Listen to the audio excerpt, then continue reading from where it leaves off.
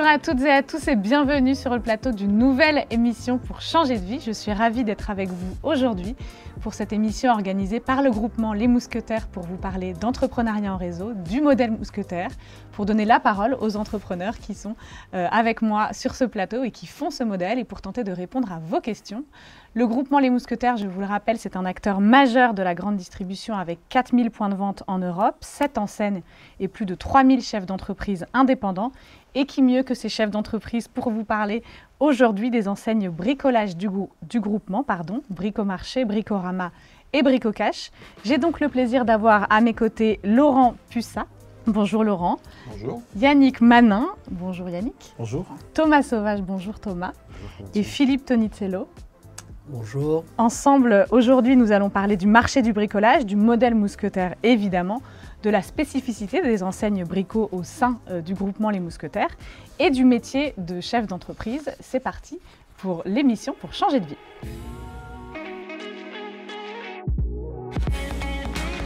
Avant de rentrer dans le vif du sujet, je vous propose un petit tour de table pour découvrir mes invités en plateau, que chacun se présente. Thomas, je vous laisse commencer. Donc, je m'appelle Thomas Sauvage, je suis donc chef d'entreprise mousquetaire pour l'enseigne Intermarché dans la région Ouest. Et donc, dans le cadre de mon tiers-temps, je co-dirige la cellule recrutement pour le groupement des mousquetaires. Et c'est donc dans le cadre de ce tiers-temps que vous intervenez aujourd'hui sur une émission dédiée aux enseignes du bricolage. Juste, est-ce que vous pouvez nous rappeler ce qu'est le tiers-temps pour le groupement Les Mousquetaires? Alors, du coup, le tiers-temps chez nous, en fait, c'est donner de son temps. Hein. Chaque entreprise, chaque chef d'entreprise indépendant donne de son temps toutes les semaines pour co-diriger le groupe dans différentes fonctions, évidemment, du groupement. Philippe, je vous laisse vous présenter. Oui, donc moi je suis Philippe Tonicello. Avec mon épouse, on est chef d'entreprise mousquetaire depuis 2009 pour l'enseigne Bricomarché. Et on a le privilège et la chance, depuis 2019, d'avoir aussi un Intermarché dans le même village sur lequel on est. Dans le cadre de mon tiers-temps, je suis à la cellule recrutement et au suivi postulant pour la région Sud-Ouest pour l'enseigne Bricomarché. Laurent, je vous laisse également vous présenter. Donc moi, je suis Laurent Pussat. Avec mon épouse Annie, on est adhérent dans le Loiret, à Gien et à Saint-Père-sur-Loire. On a 2 bricomarchés. Et donc moi, je suis adhérent depuis 2007. Donc je suis un petit peu ancien dans la maison. Et j'ai fait différents postes de tiers-temps. Et aujourd'hui, je suis président des mousquetaires du bricolage. Donc vous connaissez particulièrement bien le métier du bricolage. Alors, modestement, on va dire que oui, puisque je connais surtout nos différentes enseignes et les tenants et aboutissants de notre marché. Yannick, vous êtes un jeune chef d'entreprise mousquetaire. Tout à fait, avec mon épouse. Donc, on a repris notre point de vente il y a 3 ans maintenant, donc dans le Lot-et-Garonne, le bricomarché de Saint-Vite, donc dans la région Sud-Ouest. Et dans ma fonction de tiers-temps, je suis à l'UDM, donc à l'Union des Mousquetaires, dans le cadre du recrutement, dans ma fonction de recruteur. Et c'est important, hein, cette notion de tiers-temps, on y reviendra, mais ça fait vraiment partie de votre rôle de chef d'entreprise, de co-diriger ce groupement Les Mousquetaires. Alors, comment se porte le marché du bricolage? Avant d'en parler avec vous, je vous propose de visionner un petit point de situation un petit peu plus général. Les Français aiment bricoler. Le marché du bricolage en France représente près de 34 milliards d'euros. Malgré l'inflation et après une croissance hors norme durant la crise sanitaire, les Français continuent d'avoir envie de prendre soin de leur maison. L'aménagement et la rénovation de leur maison est toujours au cœur de leurs préoccupations. Bacs destinés à récupérer les eaux de pluie, thermostats intelligents, pompes à chaleur, ampoules basse consommation font partie des produits qui ont la cote pour améliorer son intérieur, faire des économies et répondre aux enjeux environnementaux.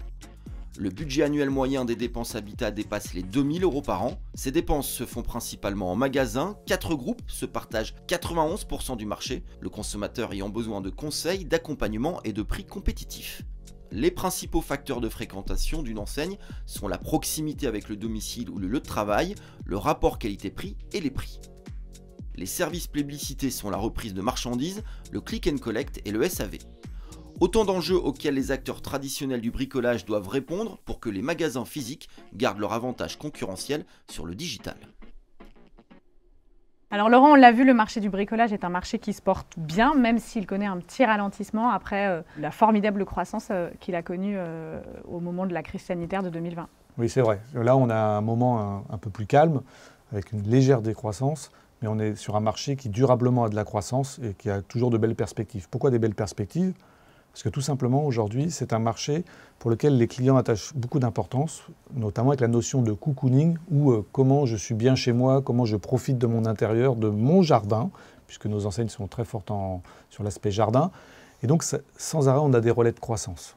Je prends l'exemple, il y a quelques années, des produits qui n'existaient pas, qui apparaissent, comme le pelet. Avant, on ne vendait pas de pelet, maintenant, on vendait à la fois des poêles à pelet et du pelet. On a aussi tous les sujets qui touchent à la RSE, à l'environnement. Aujourd'hui, on a une demande très forte sur les réserves d'eau, sur ce genre de produits. C'est ce qu'on disait Voilà, dans le sujet. c'est ce qui a été présenté dans le sujet. Donc tout ça me fait dire que les relais de croissance sont toujours là et qu'on aura toujours besoin. Et aujourd'hui, dans l'arbitrage financier de nos clients, on peut se dire que même dans les périodes où les pouvoirs d'achat sont tendus, on a toujours un arbitrage qui est plutôt en notre faveur. Alors Laurent, comment se positionnent les enseignes mousquetaires sur le marché du bricolage en France aujourd'hui? Donc en fait, aujourd'hui, les mousquetaires du bricolage, donc comme vous l'avez dit, c'est Bricomarché, Bricorama, Bricocash, ce sont nos 3 enseignes. Et ces 3 enseignes, aujourd'hui, avec ces 3 enseignes, on est le numéro 3 du marché, avec environ 15% de part de marché, mais surtout, on est le numéro 1 des indépendants, et de très loin, puisque les autres enseignes d'indépendants sont aujourd'hui à la moitié, plus de la moitié de notre part de marché. Donc aujourd'hui, on a une offre, une capacité à proposer à des futurs chefs d'entreprise de pouvoir se retrouver dans les différents marchés que représente le bricolage. C'est-à-dire qu'on peut très bien être dans la proximité. Aujourd'hui, il faut savoir qu'un magasin de bricolage sur 3 en France est un magasin à nos enseignes. Donc c'est en termes de proximité, on est les chantres de la proximité. On a aussi la capacité de proposer une enseigne qui est Bricorama en l'occurrence sur le cœur de ville. Donc si vous êtes plutôt un citadin et que vous vous sentez proche de ces attentes-là, vous pouvez développer une enseigne Bricorama en cœur de ville. On a aussi une enseigne grand format qui se rapproche plus des formats hyper, pour prendre un terme que tout le monde comprendra, avec l'enseigne Bricorama. Donc là, c'est plutôt dans la proximité urbaine. Et puis, bien évidemment, notre enseigne Discount avec l'enseigne Bricocash. Donc on couvre l'ensemble du marché. Et puis, vous continuez aussi de grandir. Vous avez notamment fait l'acquisition de l'enseigne Tridome récemment. Oui, c'est vrai qu'il y a maintenant 10 jours, on a conclu le rachat de 13 magasins de bricolage dans le sud-est de la France, ou dans le Grand Sud, avec plus précisément 10 magasins de bricolage Tridome et 3 jardineries Tridome, ce qui représente environ 150 millions d'euros de chiffre d'affaires et 0,6 points de part de marché. Ce qu'on veut dire à travers ça, c'est qu'on a la volonté et la capacité de continuer à investir et à se mettre en projet. Il en va de même aujourd'hui. On a nos sites internet à la fois sur les enseignes Bricomarché, Bricorama et Bricocash qui nous permettent d'avoir un complément d'offres de produits par rapport à ce qu'on trouve dans nos magasins de façon générique sur le carrelage. Alors vous l'avez dit, l'un des points différenciants importants, c'est l'aspect logistique, c'est l'approvisionnement avec une centrale d'achat et des fournisseurs référencés. Qu'est-ce que ça implique pour vous, Philippe, chef d'entreprise? Ça implique forcément une logistique appuyée comme on l'a, un confort de travail et un confort de vie forcément. Grâce à ces outils-là, on est livré toutes les semaines à jour fixe. On n'a pas de quota, on n'a pas de quantité minimum, on n'a pas de franco. Le service logistique est vraiment au service des points de vente et c'est une force incroyable pour notre clientèle puisqu'en moins de 3 jours, on a ou un passage aux commandes ou une livraison.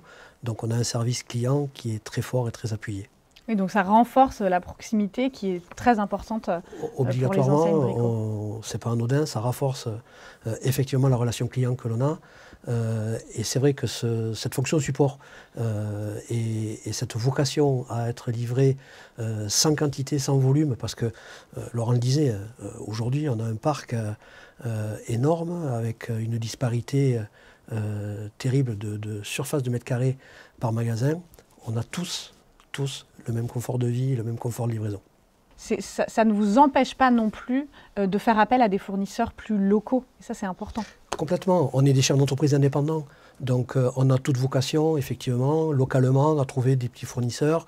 Alors, on a un modèle économique qui, aujourd'hui, nous permet d'avoir déjà beaucoup de fournisseurs référencés, ce qui permet de beaucoup massifier nos achats et dans nos comptes d'exploitation aussi, d'avoir, via le métier, une rétribution qu'on appelle RCI, qui correspond à tout ce qu'on peut faire en achat référencé.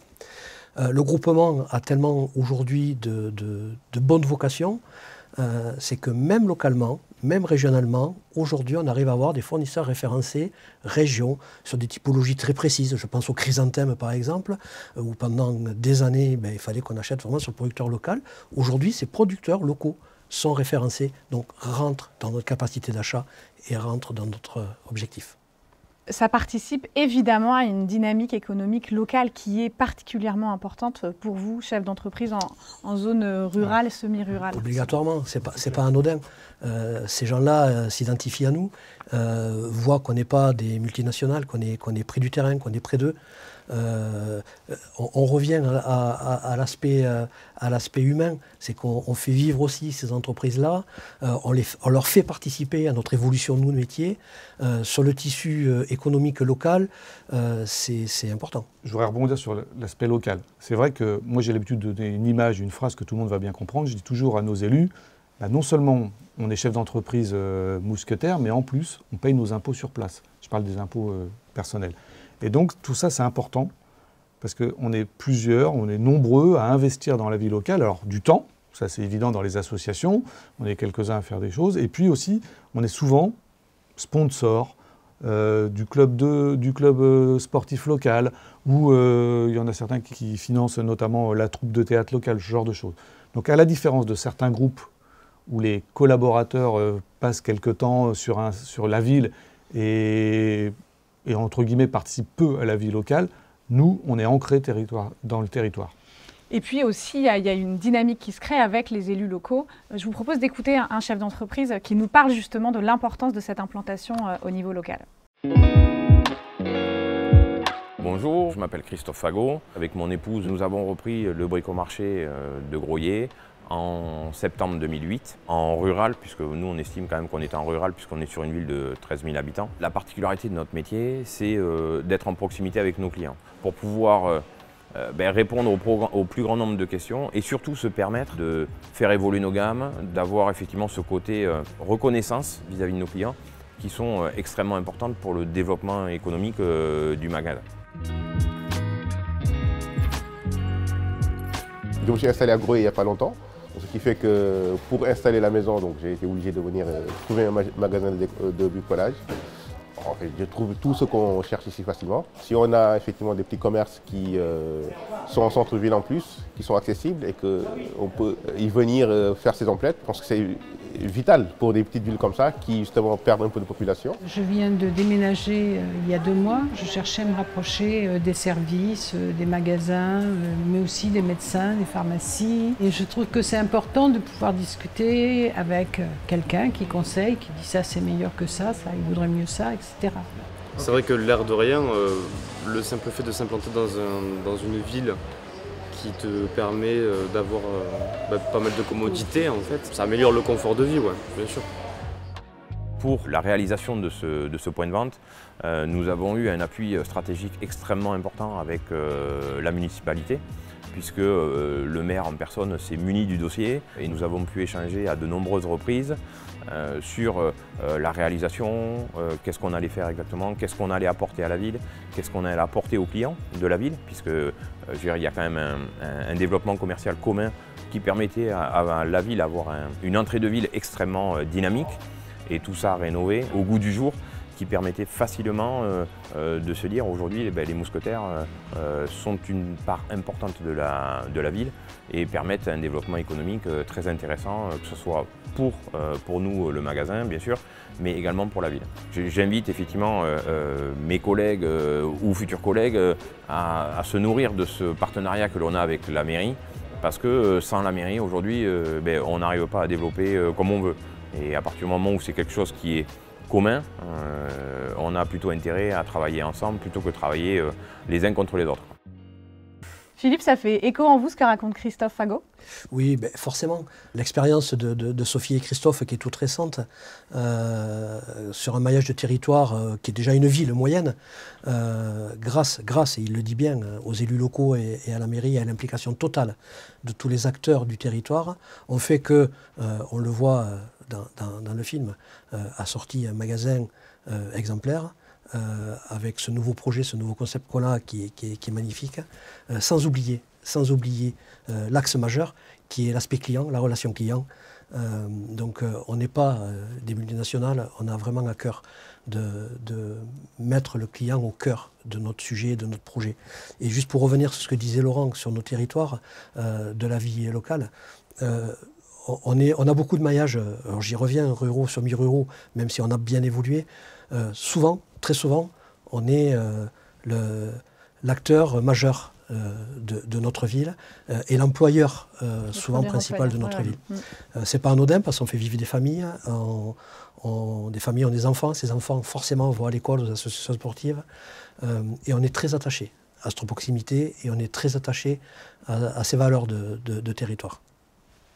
Yannick, vous aussi, vous êtes en zone semi-rurale, en tout cas dans une petite ville. Oui, tout à fait. Cette implication au niveau local, pour vous aussi, elle fait sens. Hein. Tout à fait. Moi, elle va se traduire comme Laurent, pareil. Moi, je suis président de l'association des anciens marins et anciens marins combattants, donc du Fumélois. Donc du coup, je suis en relation avec diverses associations aussi également. Que sont tout ce qui est les associations locales pour le VTT, etc. Et donc, du coup, je vais voir mes clients aussi à ce moment-là, voir mes clients dans un autre moment que dans le magasin pour les conseiller. Je vais pouvoir partager des expériences, des choses avec eux, voilà, et les élus locaux également, parce qu'en tant qu'ancien marin, je vais avoir tout ce qui est cérémonie de mémoire. Je suis porte-drapeau de la ville où je suis, officiel. Donc du coup, à ces instants-là, c'est des instants qui, pour moi, sont des instants, pour nous, comme Sandrine, des instants qui sont précieux pour être avec nos clients, mais en dehors du magasin. Et donc du coup, au-delà des autorités qui sont le maire, qui sont tout ça, c'est aussi d'être avec nos clients et de partager des moments avec nos clients. Et dans une dynamique en fait globale. Globale, voilà. Et c'est vraiment quelque chose qui, moi, ça se traduira à ce niveau-là. Voilà. Et voilà. Moi, je voulais juste rajouter, parce que bon, là, c'est vrai qu'on parle, c'est extrêmement important, et c'est vrai que tu l'as dit, c'est notre histoire. On est à l'origine issu plutôt dans le monde rural, mais au fur et à mesure des années, on s'est développé. Et aujourd'hui, je l'ai dit tout à l'heure en introduction, mais je souhaite le rappeler, on a aussi des magasins en ville. Donc, on a plus d'une dizaine de magasins à Paris, et plus d'une vingtaine si on prend la Couronne. On en a à Bordeaux, on en a à Lyon, on en a à Marseille. Donc on en a aussi des magasins en ville, et puis on a des magasins de grand format qui sont dans des villes de taille moyenne, qui sont les leaders. Par exemple, à Troyes, notre Bricorama est le magasin leader de la ville, et il y a bien d'autres villes comme ça où nous sommes leaders. Voilà. C'est important de le rappeler. On revient un petit peu sur cette casquette de chef d'entreprise que vous avez. Yannick, votre épouse a évolué dans la grande distribution, plutôt dans l'alimentaire, si je ne me trompe pas, avant de se lancer avec le groupement Les Mousquetaires. Quand il a été question de devenir chef d'entreprise, il y avait vraiment un sujet d'appétence avec le métier du bricolage. Oui, c'est venu en fait tout simplement étant donné de mon ancienne carrière, étant dans le domaine, je dirais, mécanique. Il m'est venu avec Sandrine, de toute façon, en visitant les différents types d'enseignes du groupement. Hein. J'ai commencé par l'alimentaire, étant donné que Sandrine était issue de l'alimentaire. Les adhérents qui nous ont guidés nous ont dit « vous butez pas à l'alimentaire, il y a d'autres domaines sur lesquels peut-être vous avez trouvé une appétence ». Et donc du coup, c'est ce qu'on a fait, et on s'est porté sur la visite de points de vente comme Bricomarché, Bricorama et donc Bricocash. Et on a vraiment, je me suis reconnu, je me suis vu avec mon épouse, on s'est projeté vraiment ensemble dans le métier donc de l'équipement de la maison et donc dans l'enseigne Bricomarché. Voilà. Pourquoi? Parce que c'est l'aspect, comme je disais tout à l'heure, d'être avec mes clients, de discuter avec eux, de les conseiller, d'avoir des collaborateurs qui sont conseillers, vendeurs et non pas que vendeurs. Hein. D'avoir vraiment une proximité, c'est vraiment quelque chose qui nous a plu, une complémentarité avec mon épouse, qui elle connaissait déjà le groupement. Moi, par l'aspect technique, donc me retrouver plus facilement pour guider mes clients et d'être plus performant à leur côté. Et à la fois, vous le disiez, et Thomas, je pense que vous ne direz pas le contraire, la question n'est pas forcément de savoir quelle est l'appétence à tout prix pour tel ou tel métier, pour telle ou telle enseigne, mais bien d'avoir cette envie, cette fibre entrepreneuriale qui est finalement commune à tous les chefs d'entreprise. Oui, chez nous, et là, mes collègues le disaient très bien, c'est-à-dire que, évidemment, ce qui ressort de tout ça, c'est que les profils aujourd'hui des gens qui nous rejoignent pour être de futurs chefs d'entreprise dans notre groupement, c'est avant tout des gens qui ont une vision de chef d'entreprise, c'est-à-dire avoir de l'audace, du développement, une perspective sur un métier. Et évidemment, on ne demandera pas à un candidat d'être bricoleur pour avoir un magasin de bricolage, mais d'être surtout chef d'entreprise. D'ailleurs, vous, Philippe, je crois que vous n'avez pas d'appétence particulière pour le bricolage. Alors oui, effectivement. Nous, avec mon épouse, on a 35 ans de carrière professionnelle commune. Donc ça, c'est une des vraies valeurs que l'on avait. On a passé 10 ans dans des groupes, malgré tout, de marchands de matériaux et de bricolage. Et 15 ans de vie d'indépendant, pur indépendant. Et notre rencontre mousquetaire a été un détonateur et un révélateur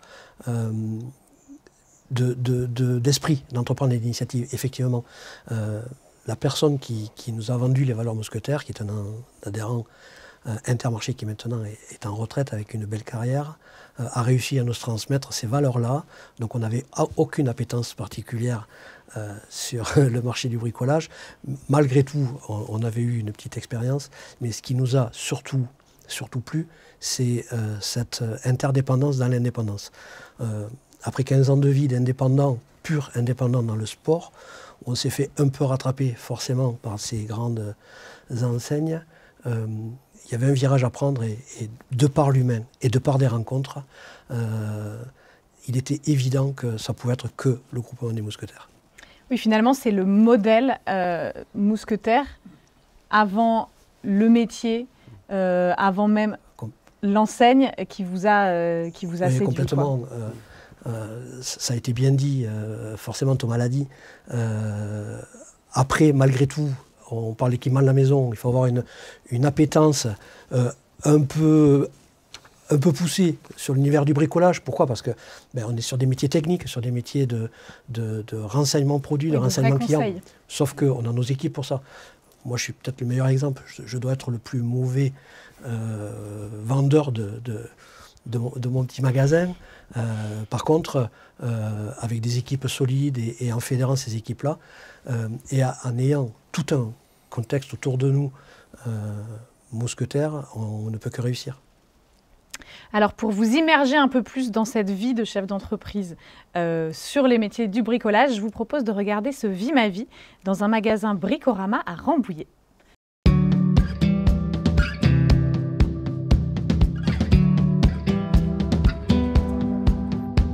Raphaël Arouet, j'ai 47 ans, je suis adhérent au Bricorama de Rambouillet depuis mars 2021, qui est un grand magasin de 10 000 m² avec 70 salariés. Bonjour Fabien.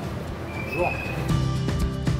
Avant de reprendre un magasin dans le groupement, on a un parcours d'intégration qui dure 5 mois. Lors de ce parcours d'intégration, on a des parties théoriques pour nous aider à reprendre les points de vente et une partie pratique avec des stages en points de vente. En ce moment, j'ai notamment Tristan, un futur adhérent, qui est dans son parcours d'intégration. Donc ça fait partie de la démarche d'adhérents du groupement, d'accueillir des stagiaires pendant des périodes de 15 jours pour les aider à reprendre un magasin.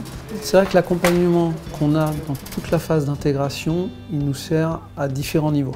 On est rassuré sur ses capacités à apprendre, à connaître le métier, à connaître le groupement. On est rassuré sur le fonctionnement du groupement. Ça nous rend plus forts parce qu'on a déjà des relations qui sont tissées, des liens qui sont tissés avec d'autres adhérents du groupement. Par ailleurs, ça renforce la motivation pour reprendre notre conduite, clairement. On se sent plus prêt, plus armé et conforté dans son choix. Tu as toutes les infos dessus, tu te retrouves avec ce qu'il est en stock, ton prix, quel type de carrelage, etc. Toutes les infos sont sur ton panneau aussi. Donc, en fait, c'est ton vendeur muet. La passion qu'on a en tant que patron, on doit la transmettre à nos équipes pour qu'ils la transmettent aux clients. Il faut aimer son produit. Moi, j'adore le bricolage, je suis un gros bricoleur. Il faut avoir de l'empathie envers ses salariés, c'est clair. Et puis derrière, il faut être convaincu que le métier qu'on a, il est génial. Ça, c'est pas compliqué à véhiculer. Et c'est comme ça qu'on est les meilleurs commerçants d'ailleurs.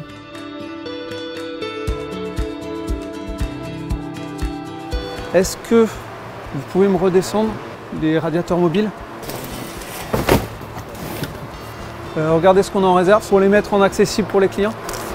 Ok. quand on tire les lauriers du fruit de son travail et de la prise de risque qu'on a eue, c'est ça qui est vraiment enrichissant parce qu'on apprend ces éléments-là, c'est phénoménal. Moi, je suis heureux dans ma vie de chef d'entreprise, c'est clair. Souvent, on se dit j'aurais dû le faire plus tôt.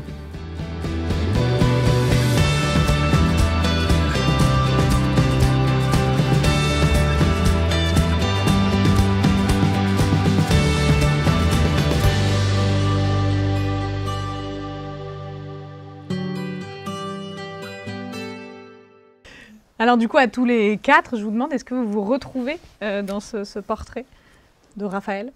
Alors moi, je vais répondre en premier. En partie, oui, parce que moi, j'ai eu deux vies chez les Mousquetaires du bricolage. J'ai eu tout d'abord des plus petits magasins, un peu comme vous deux, aujourd'hui. Et donc là, c'est vrai que j'étais un peu plus sur le terrain, un peu moins comme manager ou chef d'entreprise avec une vision de travaux, d'agrandissement. Aujourd'hui, moi, j'ai des magasins qui sont plus importants, plus gros. C'est une étape qu'on a choisie avec mon épouse. Hein. Chacun se retrouve dans comment il veut vivre sa vie de chef d'entreprise. Et c'est vrai qu'aujourd'hui, moi, ma vie ressemble un peu plus à ce que je viens de voir que ce que j'ai vécu il y a 7-8 ans. Voilà. Et le message que je veux passer aux personnes qui nous regardent, c'est que justement, on a cette possibilité chez les Mousquetaires d'évoluer. Et d'évoluer pas que pour des raisons financières. On peut y avoir des moments où on a des aspects financiers qui vont rentrer en ligne de compte, mais par rapport à comment on se ressent comme chef d'entreprise. Avec mon épouse Annie, on avait, nous, besoin de bien connaître le métier pour se sentir capable ou de pouvoir acheter un magasin plus grand avec plus de collaborateurs. Aujourd'hui, on a environ 70 collaborateurs entre nos deux entités. Donc c'est à peu près ce qu'on vient de voir chez Raphaël. Mais au tout début, quand on était chef d'entreprise, on ne se sentait pas capable de faire ce genre de choses ou de manager ce type d'équipe. Donc il y a un temps pour tout. Voilà. Yannick, ça vous évoque quoi, vous qui êtes jeune chef d'entreprise au sein du groupement Les Mousquetaires, ces possibilités d'évolution? Ah oui, tout à fait. Après, c'est un challenge quand on reprend notre point de vente. Moi, étant jeune comme disait Laurent, là-dessus, moi je suis dans la reprise de mon point de vente. Déjà, j'ai la vision à long terme de le faire évoluer, progresser avec mon épouse. Donc du coup, on est passé par exemple, format 11 personnes pour un point de vente, comme un magasin de environ 5800 mètres carrés à peu près.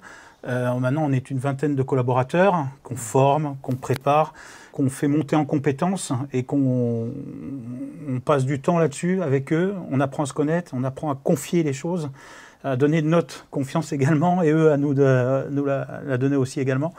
Et donc, du coup, c'est un challenge. Et après, effectivement, ça nous permet, nous, de monter personnellement, de vraiment se dire, voilà, on n'est rien d'être plus fier que de rentrer dans son point de vente tous les jours et de dire, voilà, on est parti, on en était là, maintenant on en est là. Et il y a toujours des perspectives d'évolution qui sont ouvertes. Chaque jour, on revient, il y a toujours des choses.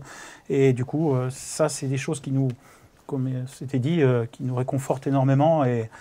Et voilà. Hein. Mais alors, avant l'évolution, il faut se lancer. Et donc, c'est aussi pour ça que vous êtes là aujourd'hui pour parler de votre métier de chef d'entreprise. Thomas, aujourd'hui, est-ce qu'il y a des profils particuliers que vous recherchez sur les métiers du bricolage dont on vient de parler? Alors du coup, je vais rebondir sur ce que mes collègues ont dit, et c'est ce qui est intéressant chez nous, et là on parle d'équipement de la maison, c'est que comme on a différents formats, comme on a différents positionnements, que ce soit sur du rural, sur de l'urbain, évidemment, on ne va pas toucher les mêmes profils. Donc encore une fois, les profils qu'on va rechercher aujourd'hui, c'est des chefs d'entreprise qui vont se reconnaître dans un modèle. Et dans un modèle qui peut être aussi bien un petit format, parce qu'on va dire, moi, j'ai l'appétence, je me dis 5-10 collaborateurs, c'est déjà très bien et ça me correspond.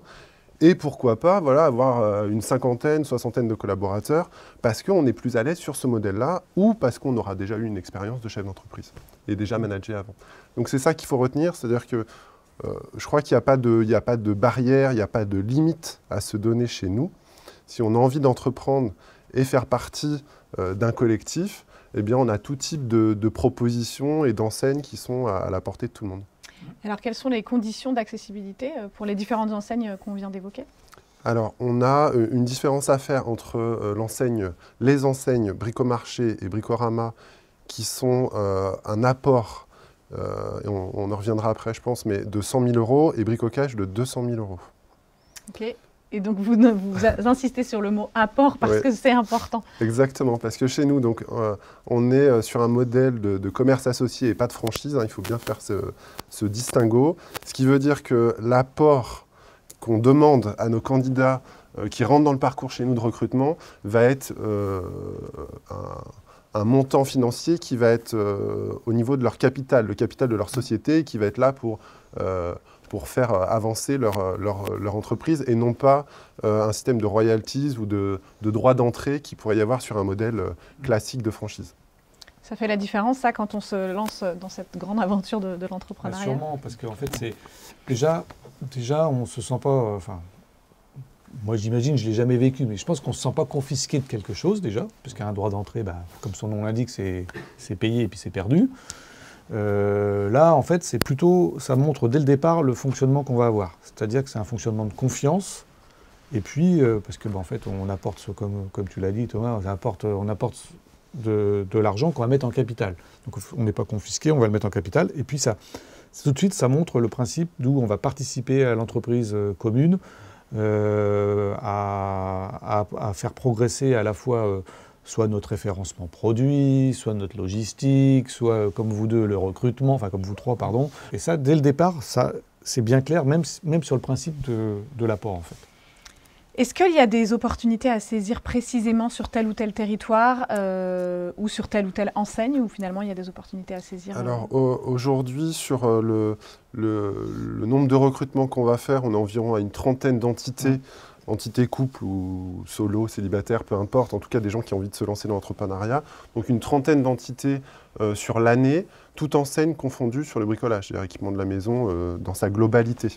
Après, sur les enseignes Bricomarché et Bricorama, on aura plutôt un système de reprise, ainsi que sur Bricocash, mais où sur Bricocash, on aura encore du potentiel de développement sur de la création. En fait, je veux préciser, pourquoi Thomas dit ça, c'est qu'en fait, on est sur un marché qui est mature. Mais mature, même si je l'ai dit tout à l'heure en introduction, il y a des potentiels de croissance qui sont certains et qui, les dernières années, l'ont prouvé. Par contre, on a quand même aujourd'hui, et pour plein de raisons aussi, de moins en moins de créations, parce que c'est comme ça. Donc les créations, elles sont plutôt sur Bricocash, mais par contre, on est près de 480 adhérents qui ont nos 650 magasins. Et les uns, vous pouvez nous regarder, les uns les autres ont vieilli. Hein. Puis un jour, on va vouloir céder notre entreprise. Et c'est là qu'il y a aussi une différence.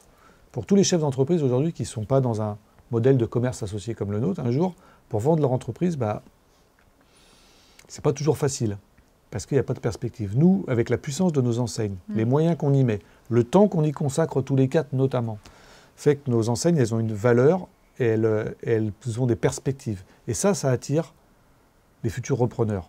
Alors je sais, on parle à des futurs collègues qui vont arriver, mais le boulot du chef d'entreprise, c'est d'anticiper, c'est de prévoir, c'est d'entreprendre, c'est d'avoir de l'audace, mais c'est aussi un moment de pouvoir céder son entreprise. Et là, on a quelque chose de quand même nettement plus fort que quelqu'un qui serait complètement indépendant tout seul dans son domaine. Thomas, juste pour revenir rapidement sur ce que disait Raphaël, quels sont les points d'étape du parcours de recrutement pour le futur chef d'entreprise? Alors la première étape, évidemment, c'est d'aller au contact, se renseigner, etc., notamment sur le fonctionnement de notre groupe, mais aussi des adhérents et des chefs d'entreprise mousquetaires en place. Et puis après, une fois qu'on rentre en contact, on a un système d'entretien, différents entretiens qu'on passera avec des chefs d'entreprise, mousquetaires qui vont recevoir les candidats. À la fin de ce parcours, on a chez nous une étape qui s'appelle l'agrément, qui est un peu l'étape finale, et avant de rentrer en formation, et où à la fin de cette formation, on aura l'occasion d'évidemment reprendre son point de vente. Je veux préciser des choses sur la formation, parce que moi, c'est un moment que j'ai vécu comme un moment vraiment exceptionnel. Alors, parce que on a un certain âge pour les uns et les autres quand on devient chef d'entreprise, mais on retourne entre guillemets à l'école ou en formation, mais ça nous fait du bien, parce que déjà on se pose par rapport à notre vie d'avant, on apprend les usages de chacune de nos professions, que ce soit chez Intermarché, chez Bricomarché, on a des usages, un phrasé, enfin des choses qu'on ne connaît pas nativement.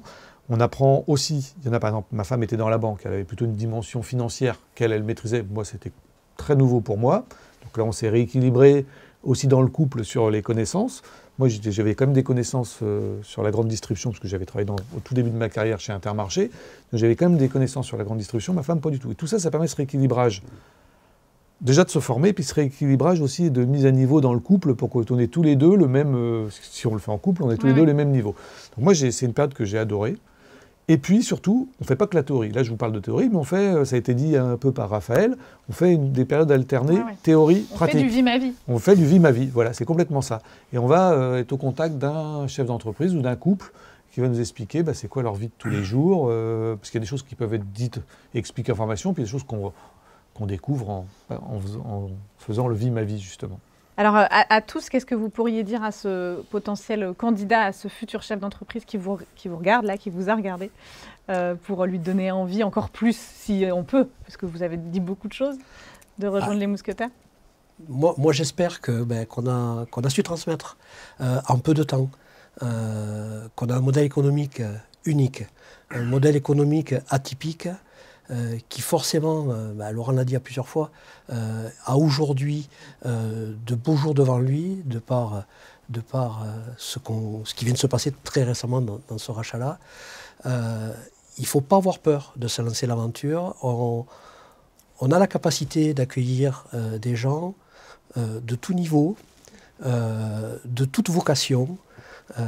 On n'a pas de typologie. Il faut vraiment ou pousser la porte des adhérents ou d'abord d'Internet, devenir mousquetaire, changer de vie, prendre vraiment les renseignements. Et moi, pour notre vie personnelle, on est maintenant sur le bout du bout. On fait partie des gens qui, à un moment donné, vont transmettre. C'est pas ce que je voulais dire. Donc ça fait partie d'un cheminement de vie. Rejoignez-nous. Vous ne le regretterez pas. Si vous regretterez une chose, c'est de ne pas l'avoir fait avant. Thomas, qu'est-ce que vous auriez envie de dire?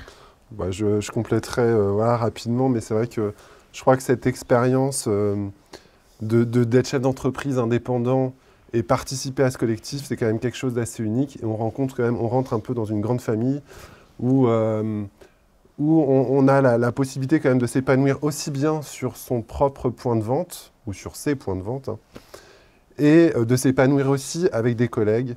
La richesse de l'être humain et de ce collectif qui est nourri constamment par justement des nouveaux là, qui rentrent tout le temps et qui viennent nourrir ce collectif. Moi, je crois que c'est une grande chance et je pense que la réussite de ce groupement, de notre groupement aujourd'hui, elle est fondée là-dessus. Laurent, Yannick, quelque chose à ajouter? Que dire de plus, hein? La globalité a été dit, il ne faut pas hésiter. On est tous d'horizons différents avant d'être devenus mousquetaires dans cette nouvelle institution. Et donc, sinon on y a réussi, c'est parce que justement on a eu toutes les bonnes clés pour accéder, on a des bonnes formations derrière, que ce soit de l'accueil des chefs d'entreprise et l'alternance ici en pratique, en théorie et pratique, fait qu'on obtient une formation plus que suffisante pour pouvoir justement devenir un chef d'entreprise vraiment épanoui. Et franchement, il ne faut pas hésiter. Voilà. On l'a fait, vous êtes capable de le faire. Voilà. Laurent, je ne vais pas paraphraser mes collègues, mais je dirais en conclusion, allez-y, lancez-vous. Voilà. Bravo, tout à fait. Merci à tous les quatre d'avoir partagé votre expérience de chef d'entreprise. Merci à vous de nous avoir suivis. Si vous avez envie de vous lancer dans cette belle aventure de l'entrepreneuriat avec les mousquetaires que mes quatre invités viennent de décrire avec envie, vous pouvez remplir le formulaire que vous trouverez sur le site changerdevie.mousquetaire.com, mousquetaire avec un S. Vous pouvez aussi toujours aller à la rencontre des adhérents, des chefs d'entreprise dans leur point de vente. Vous pouvez aller rencontrer Laurent, Yannick, Thomas et Philippe dans leur point de vente. Avec grand plaisir. Encore merci de votre attention et à bientôt.